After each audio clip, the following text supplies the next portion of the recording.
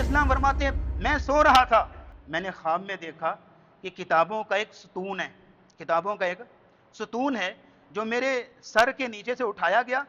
اور فرشتے اٹھا کے لے جانے لے گئے، اور میں سمجھ گیا کہ یعنی کتابوں کا ستون اٹھا کے مجھ سے دور کیا جا رہا ہے، میں سمجھا کہ علم مجھ سے اب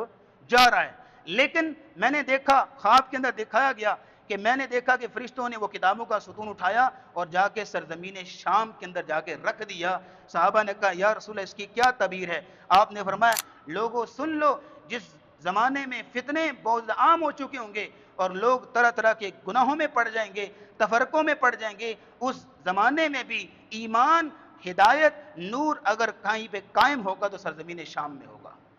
اتنی بابرکت سرزمین، کتنے نیک لوگ وہاں رہتے رہے، اور آج ہم مسلمانوں نے اس سرزمین کو فراموش کر دیا اور یہودیوں کے لیے کھلا چھوڑ دیا، جو مرضی کرتے رہو، ہم تو اپنی نیندیں پوری کریں گے اور اپنی غفلت میں پھریں گے۔ ہم نے اس کی برکتوں کو یوں سمجھ لیجئے خود ہم اپنے آپ کو محروم کر رہے ہیں۔ اس کی جو ہے وہ جو اللہ رب العزت نے اس کی رونقیں رکھی ہیں، رحمتیں رکھی ہیں، برکتیں رکھی ہیں، ذرا سنتے جائیے گا اس سرزمین کی ویلیو کتنی اللہ اور اس کے رسول کے ہاں۔ اللہ رب العزت نے قرآن مجید میں 3 آیتوں میں مسلسل پے در پے 3 شہروں کی قسم اٹھائی۔ نمبر 1 والتین والزیتون، نمبر 2 وطور سینین، نمبر 3 وہذا البلد الامین، 3 شہروں کی قسم، والتین والزیتون، انجیر اور زیتون کی قسم۔ علماء کہتے ہیں اس سے مراد سرزمین شام، بلاد شام ہے، کیونکہ وہاں ہی یہ کثرت سے پائے جاتے ہیں۔ پہلے نمبر پہ اس علاقے کی قسم وطور سینین، طور سینا یعنی مصر، اور نمبر 3 وہذا البلد الامین، اس امن والے شہر یعنی مکہ کی قسم۔ 3 شہروں کی قسم اٹھائی ہے تو پہلے نمبر پہ سرزمین شام کی قسم اٹھائی ہے، بلاد شام کی قسم اٹھائی۔ یہ اس کی برکت کا اور اس کی رحمت کا اور اس کے فضل اور اس کی شان کا عالم ہے۔ یہیں تک بس نہیں ہے، اب اگلی بات سنیے، ہمارے لیے رسول اکرم صلی اللہ تعالیٰ علیہ وسلم نے کہاں تک رہنمائی کی ہے اور اس سرزمین کے حوالے سے ہمیں کہاں تک آگاہ کیا ہے۔ ارباز بن ساریہ رضی اللہ تعالیٰ عنہ روایت کرتے ہیں، کہتے ہیں مسند احمد کی حدیث ہے، ان ام رسول اللہ صلی اللہ تعالیٰ علیہ وسلم رأت حین وضعته نورا اضاءت منه قصور الشام۔ نبی کریم صلی اللہ تعالیٰ علیہ وسلم کی جب پیدائش ہوئی ہے تو آپ کی ماں آمنہ نے خواب دیکھا کہ ان کے جسم سے ایک ایسا نور نکلا ہے اور اس کی روشنی اتنی پھیلی ہے کہ اس کی روشنی سے شام کے محلات تک روشن ہو گئے۔ یعنی رسول اللہ کی پیدائش کے بعد ان کے جسم سے ایسا نور نکلا ہے جس کی روشنی سے شام کے محلات تک جو ہے وہ اللہ نے ان کو جو ہے وہ روشن کر دیا ہے۔ اس آیت کی تشریح کرتے ہوئے علماء کہتے ہیں، جیسے کہ امام ابن کثیر رحمہ اللہ فرماتے ہیں وَتَقْسِيسُ الشَّامِ بِطُهُورِهِ نُورِهِ إِشَارَةٌ إِلَى اسْتِقْرَارِ دِينِهِ، شام کا محلات کا روشن ہونا اس بات کی علامت ہے، إِشَارَةٌ إِلَى اسْتِقْرَارِ دِينِهِ وَنَبُوَّتِهِ بِبِلَادِ الشَّامِ،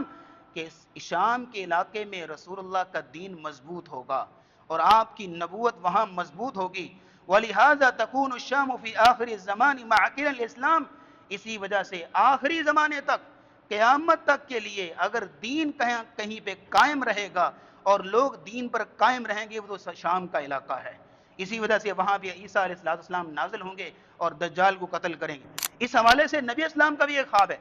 مسند احمد کی حدیث ہے، نبی اسلام فرماتے ہیں بین انا نائم، میں سو رہا تھا، اذ رأیت عمود الکتاب احتمل من تحت رأسی، میں نے خواب میں دیکھا کہ کتابوں کا ایک ستون ہے، کتابوں کا ایک ستون ہے جو میرے سر کے نیچے سے اٹھایا گیا اور فرشتے اٹھا کے لے جانے لے گئے، اور میں سمجھ گیا کہ یعنی کتابوں کا ستون اٹھا کے مجھ سے دور کیا جا رہا ہے، میں سمجھا کہ علم مجھ سے اب